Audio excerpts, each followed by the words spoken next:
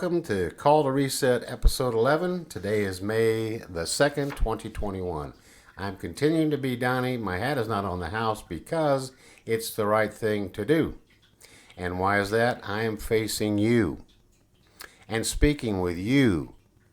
And I do this reverently out of respect, for you are apples of gold. It is for the same reason that I often capitalize the word we. We, to emphasize and magnify your importance, each one of you and myself, as each one of us are one of we the people, and an apple of gold. From episode 10, I just want to remind you and inform anyone what I shared from part 1 before beginning here with part 2. And I said, I am not trying to preach to anyone. This is not a sermon, but I do not apologize to anyone for citing or referencing the Bible. Not only did our founders and many people throughout the history of our republic reference the Bible, so did two other people of different viewpoints we all likely have heard of. As we will see in a future episode, whether two men believed in God or believed God or not, they each were a student of the Bible. They studied it, and we will see this in particular in the year of 1860, before our present government de facto became our current government, which has suspended and made inactive government de jure, or the pure law.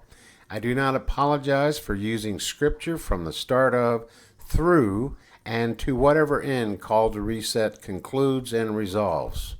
From episode 10, Apples of Gold, Part 1, we were introduced to the concept of apples of gold or gold apples.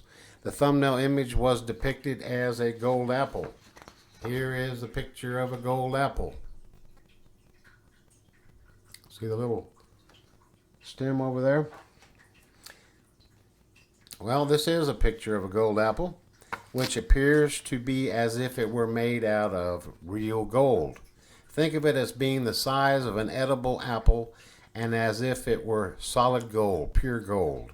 It draws you to its brilliance. It is beautiful. It is valuable. It is precious. So are you and I and we the people.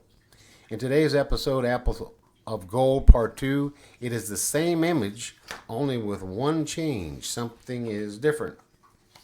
Now here's the exact same picture, only something is different. You see that green leaf coming out of the stem of the apple? That's what's different. The words apples of gold and pictures of silver is another figure of speech. It is from the Greek word idioma and is translated in English as idiom. These words, this idiom, does not follow the order of the rules of grammar, but are understood in the language, dialect, or style of speaking peculiar to a people. If, and I should say when, we become knowledgeable of the Oriental idioms, customs, mannerisms, and traditions of the biblical setting, these scriptures become clear. We are about to see this, and it will become clear.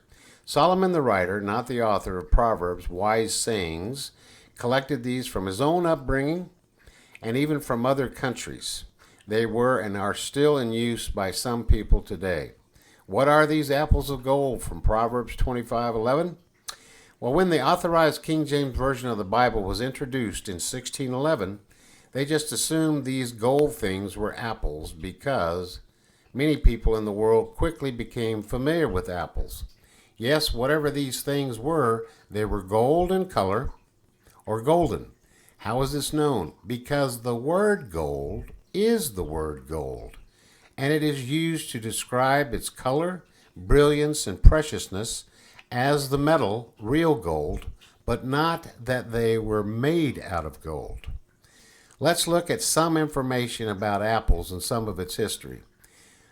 Though the forbidden fruit of Eden in the book of Genesis is not identified, popular Christian tradition has held that it is an apple that Eve tempted Adam to share along with her.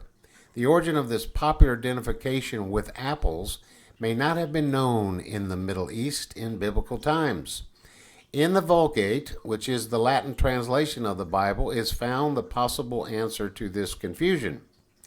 The Latin words malum, an apple, and malum, an apple, and malum, an evil, each of which is normally written malum or malum, are the same in their spelling. It is the same word spelled the same but pronounced differently and means something entirely different from the other.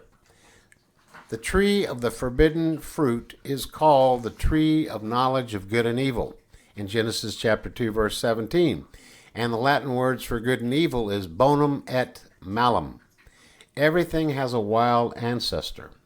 For the apple tree, it is believed to have originated in the mountains of Kazakhstan, a landlocked country which borders Russia to its north and China to its south. Its name is Malus sieversii. It is the botanical title for these wild fruits. Malus is the Latin word for apple, and sieversii honors Ivan Sievers, a Russian botanist who discovered the wild apples in 1793 in Kazakhstan. Do you see the connection? Malum, spelled M-A-L-U-M, an apple, and malum, an evil, and malus, an apple. Varieties from Malus sieversii are called Malus dominica or domestica, which produces some 10,000 apples known in the world today. In 2019, I believe this was the year, an Italian firm had a genome project and found 57,000 genes in Malus sieversii apples. This was more genes discovered than any other plant they had ever researched. It is not surprising that Malus sieversii species still exist today, and apples have been thriving for tens of thousands of years. Nutritious, delicious, highly versatile, apples are a mainstay of life the world over. In Hebrew, there are two words found in Israel: Beth Tapuka, places of apples, and a place in Judah is Tapuka, apple tree or apple. The phrase apple of the eye is an English idiom, a figure of speech understood by those familiar with its use. It denotes the pupil of the eye, which is often believed to be shaped like an apple, and thus the word apple is used. It is also the dark center of the eye, and it is reflective of whatever image is seen when the light is right. The eye is precious and therefore most carefully guarded. It is used several times in the King James Version. The apple of the eye. It is also another ancient figure of speech. It is not a simile, similar to, but a metaphor.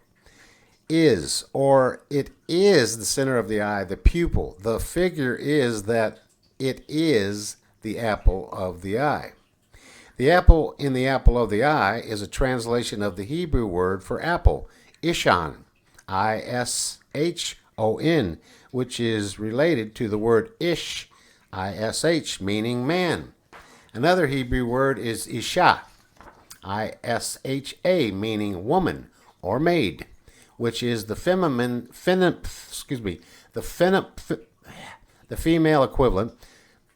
And etymologically, the Ishan or Ishan of the eye is the little man or of the eye, the little man of the eye, or the little maid or the little woman.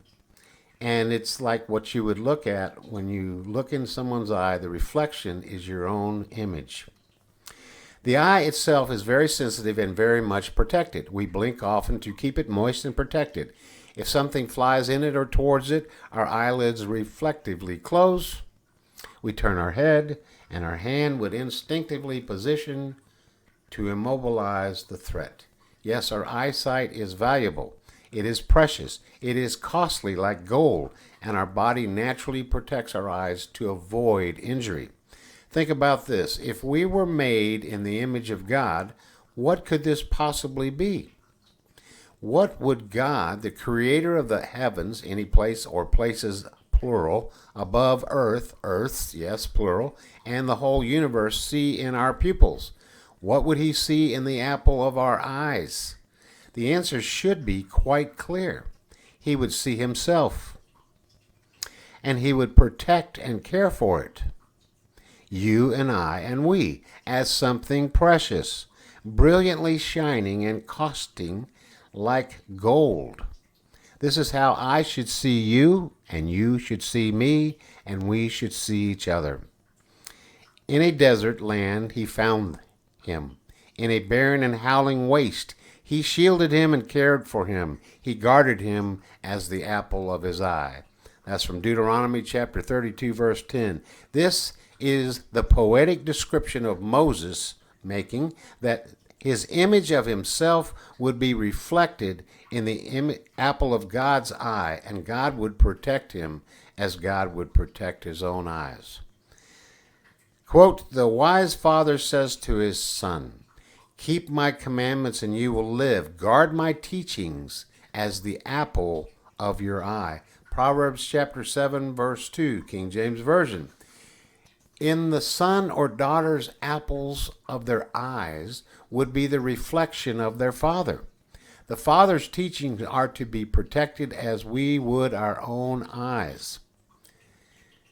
Next quote, keep me as the apple of your eye, hide me in the shadow of your wings. Psalm 17, verse 8, King James Version.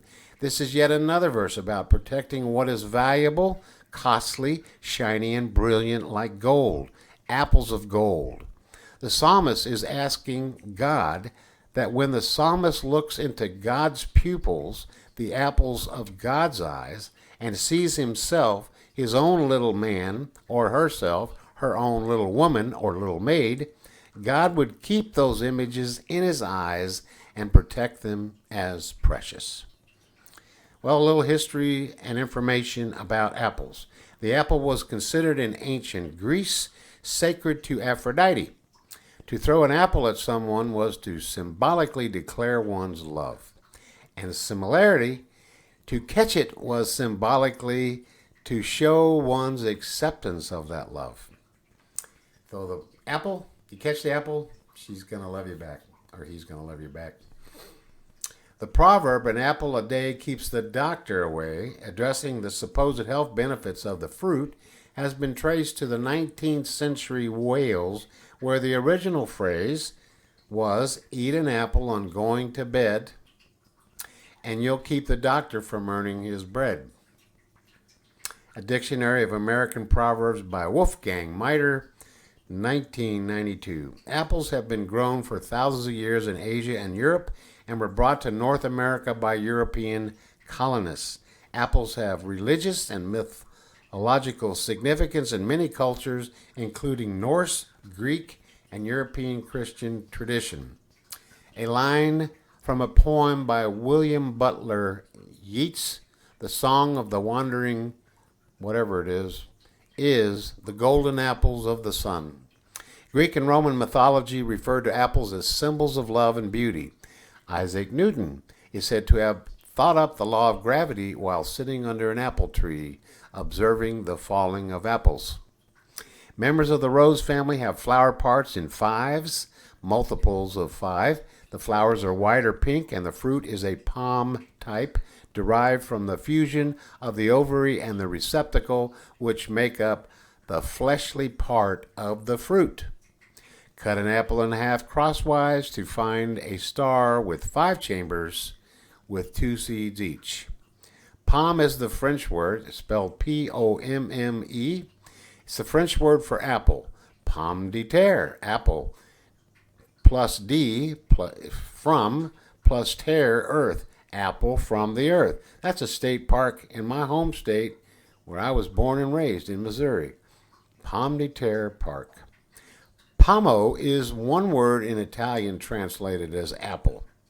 It's spelled P-O-M-O. Pomodoro is an Italian sauce made with tomatoes, not a vegetable, but a fruit.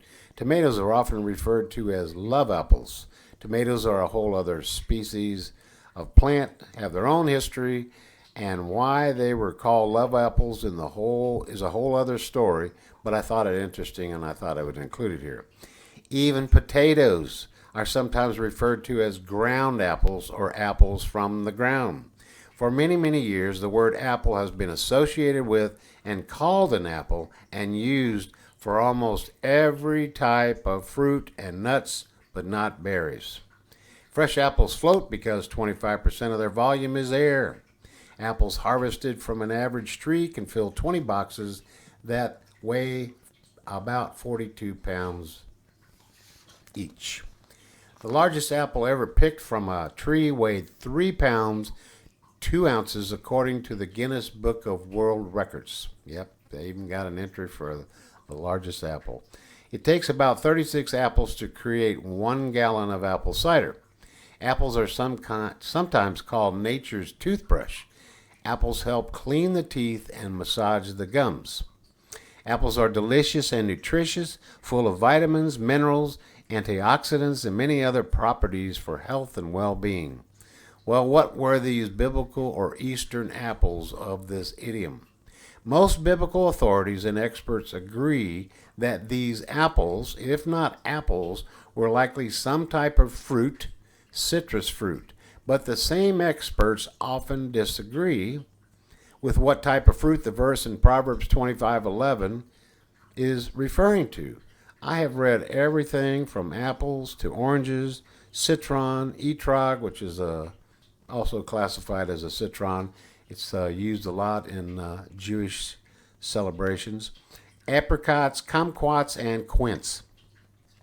For K.C. Pillai, remember him? He was that man that was born in the Hindu religion and converted to Christianity, and he lived in an area where all these many different customs and manners were still being understood that were in the Bible, and he spent a great portion of the rest of his life teaching these idioms and customs and mannerisms of the Bible to many places around the world.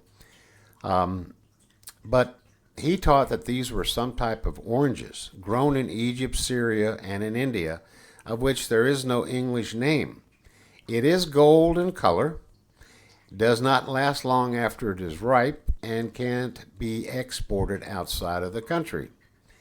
They were very tasty, as sherbet is made from this. Its fragrance is immediately recognized when it's ripe on the tree. They are very beautiful to look at. It quenches the thirst quicker than any other juice. It has a very sweet taste and is very refreshing for people who are tired. It's golden color, and drinking the juice is very relaxing. I found from the writings of K.C. Pillai a certain Sanskrit word he used to name this fruit. I could not verify its existence in any Sanskrit dictionary, so I will not use the word here. This does not mean he was incorrect. It only means I could not trace, track, or corroborate the word that he used. Without dispute or contradiction, I concede that the apples of gold from Proverbs 25:11 may have been any type of fruit that was or is found in the area or any expert or person living in the world may have been familiar with at the time of writing Proverbs. Or these apples of gold may be any type of fruit from any culture since, which still use whatever fruit is available to them and who understand this idiom.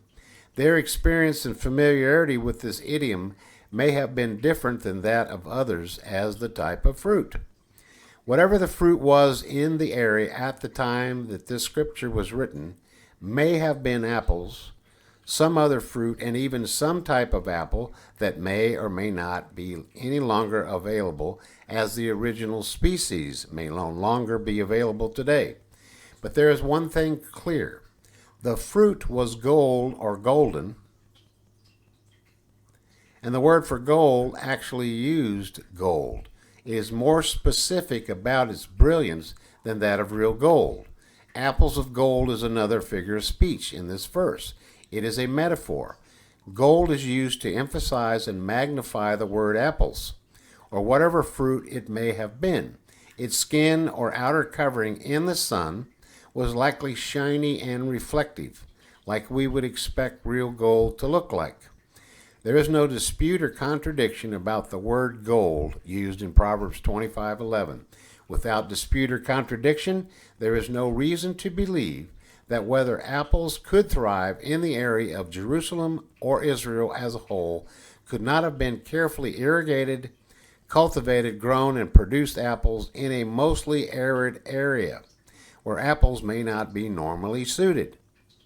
Without dispute or contradiction, there is no reason to not believe that at the time of writing Proverbs 25:11, it may have been a more fragrant apple than what may be available today. What I'm saying is said the best with the following quote. On the whole, there does not appear to be any sufficient reason for rejecting the translation of the King James Version and the Revised Version, British and American. The biblical references suit it. The identity of the Hebrew and Arabic words favor it, and there is no inseparable objection on scientific grounds. Or James M.A. D.D., General Editor, Definition for Apple, Apple Tree, International Standard, Bible Encyclopedia. While gold is used to emphasize and magnify apples, real apples or some fruit pictures emphasize and magnify the word silver. While the pictures of silver were trays or baskets to hold the fruit differ, there is no argument, dispute, or contradiction that they were made of real silver. There is ample support from various translations, Hebrew, Latin, and as we have read from the King James Version of the Bible, that the apples of gold were real apples. They had a gold color or appeared golden, and that they were held in pictures or trays or baskets made of real silver. The trays or baskets could have been artistic works in silver metal, molded, engraved, sculpted, and woven, and had actual pictures or symbols or scenes familiar in the area or at the time of writing Proverbs 25:11. These pictures could have been part of these ornate baskets or trays, but they were made of real silver. Before putting this whole idiom together, there is one more thing about apples I want to share. Apples have seeds, as we all, I'm sure, are familiar with. Personally, I have eaten apples my whole life. The apple core, seeds and all. Flesh, the whole thing. Some, except for that little stem. That one I would throw out. Some may not like the skin, the core, or the seeds. Apple seeds are bitter. Seeds contain everything needed to grow apples. The outer portion of the apple, as it has fallen on the ground, begins to decompose, and this helps feed and nourish the soil and the seeds for new apples to grow from. Many people, animals, and birds eat apples. Sometimes seeds are ingested whole and end up being carried by people, animals, and birds, or the wind, and end up spread and land on the soil for new apples to grow and the species to carry on. Apple seeds are designed to protect themselves. Their outer coating of amygdalin protects it from digestive enzymes. Excuse me, and the seeds can usually pass through the digestive system undamaged. But if this, what I just spelled, breaks down, this becomes known as hydrogen cyanide. Cyanide can be toxic and even fatal in the right quantity and at the right weight of the host that ingests. I am not about to describe any such formula or number of apples with apple seeds needed or how to release the cyanide for it to be fatal. I am not going to say how to determine how much cyanide by one weight is required for this to be fatal. So don't come back to this post and cite me as the cause of someone's cyanide poisoning or death because they saw, heard, or read this episode. I never said. Not only that, I don't even know what it is anyway. I gave no one any exact formula needed to consume enough cyanide to harm or kill them. Besides, too much and your body may react violently and just throw it off anyway. and you might still be alive to tell this story. Swallowing whole apple seeds is unlikely to cause any symptoms, and if those seeds, I've been swallowing most of my life, swallowing the whole apple, because I don't have enough to make me sick.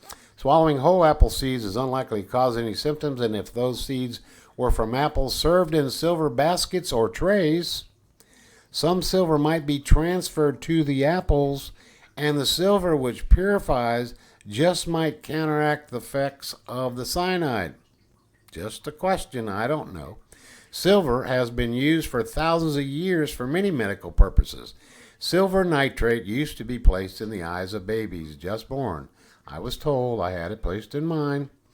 It has been ingested, and many believe in its medical benefits in protecting, lengthening, preserving, and restoring life. Apples may also help improve memory and focus. But I do find all these possibilities extremely interesting in the relationship of apple seeds and real gold.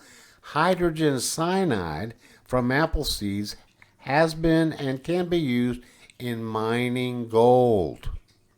And a skilled trained jeweler may use cyanide to make gold jewelry. So let's put this idiom and the whole verse together. Look at it again in Proverbs. A word fitly spoken is like apples of gold and pictures of silver. Proverbs 25:11. We discovered in episode 10 that a word singular could be used for many words plural, in comparison to apples, which is also plural. A word fitly spoken is the right word, or word spoken in the right way, at the right time, and to the right person or people. This is the right time. The right words, spoken in the right way, for the right person. You and I are the right people, we the people. The word singular for the plural is being compared to apples of gold. These apples are real apples or some fruit, and they appear to be like real gold in appearance, brilliance, are precious, and are meant to be protected.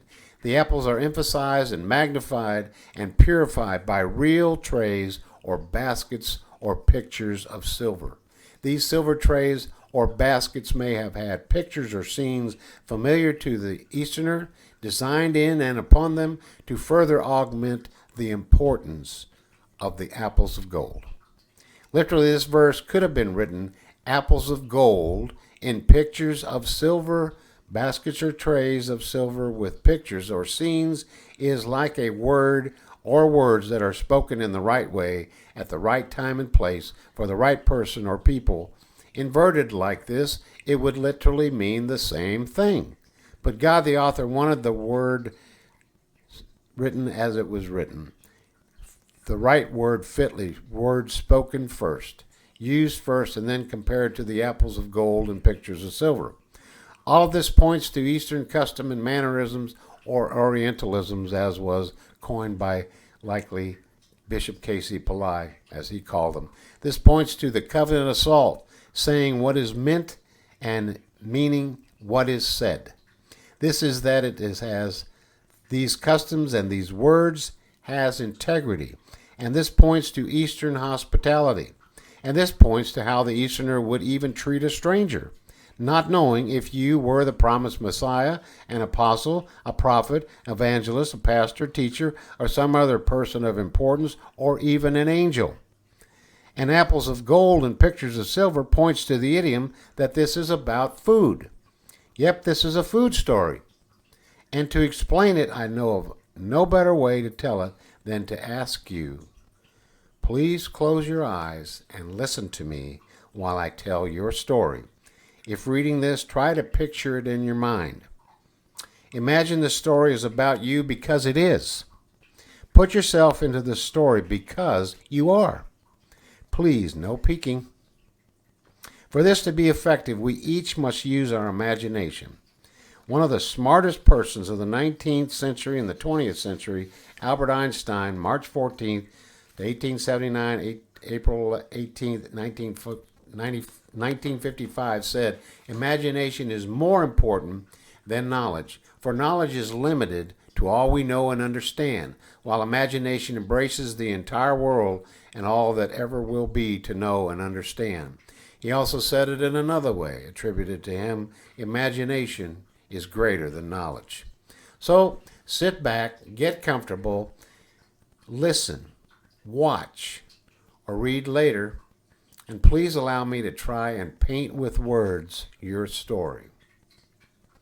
You're walking along in the desert. You've been walking for some time. You're hot, tired, thirsty, and hungry. Your feet are clad with sandals, and your feet are dusty and dirty. The sun and sand has beaten against your face, and all parts of your body exposed, and it stings. You feel nearly hopeless, but you have no other choice but to carry on. Survival is driving you against thirst and hunger, and lack of strength, and lack of well-being. Then all of a sudden your eyes hear a word fitly spoken. It is the sound or the sight of an oasis just up ahead. It beckons you to keep walking, keep going, and it sounds like, come. It fills your heart with hope. There's a cool, soft breeze blowing against your hot, tired flesh. Your whole body hears a word fitly spoken. It is the sound, touch of refreshing and thirst-quenching water gurgling as it sounds like, come. Your nostrils hear a word fitly spoken. It is the sound, aroma of freshly ripened apples wafting in the breeze, and it is coming from the oasis.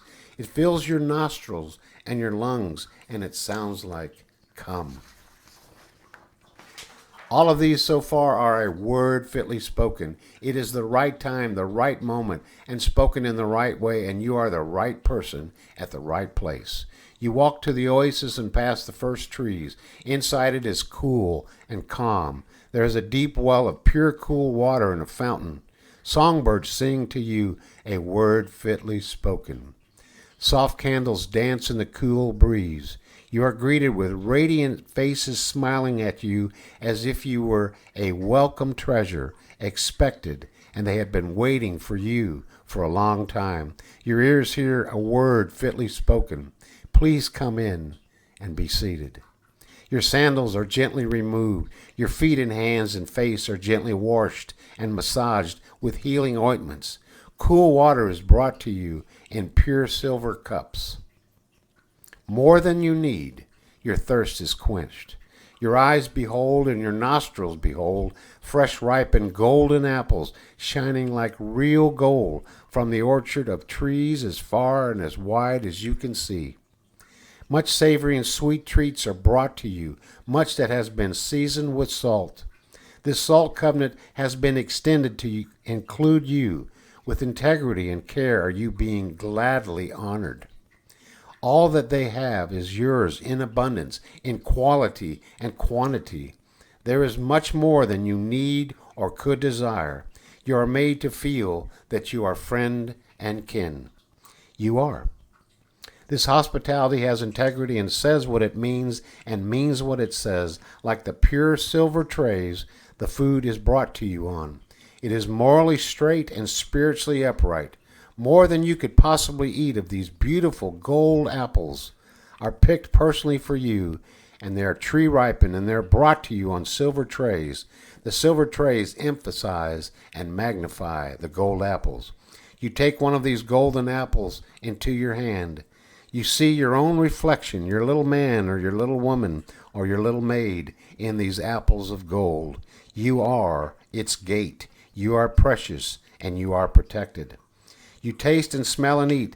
The juice dribbles down your chin. Your thirst is quenched yet again, and your appetite is filled. You are refreshed. You are glad. You are strengthened. You are healed. You are comforted. You are filled with hope. You are renewed. You are reset afresh. You are honored because to your hosts you could be the Messiah, an apostle, a prophet, evangelist, pastor, teacher, or some other very important person, a VIP or an angel. And this is how important a word fitly spoken is in comparison to apples of gold and pictures or trays of silver. Now please open your eyes and look at me. You are like these apples of gold in a tray of silver. And this is the right word, a word fitly spoken, for the right time, in the right way, and at the right place, and the right person is like similar to apples of gold and pictures or baskets of silver, because you are an apple of gold. The following picture may be like a simile, similar to what you may have experienced in your story. Apples of gold in a tray of silver. Okay, so this is all fine and good maybe, but what has this to do with the call to reset our republic? To continue, we need to discover what this exact verse of Scripture and the apples of gold has to do with the United States of America. And that's where we're going next in episode 12, Apples of Gold in America. Until we meet again, have a wonderful day.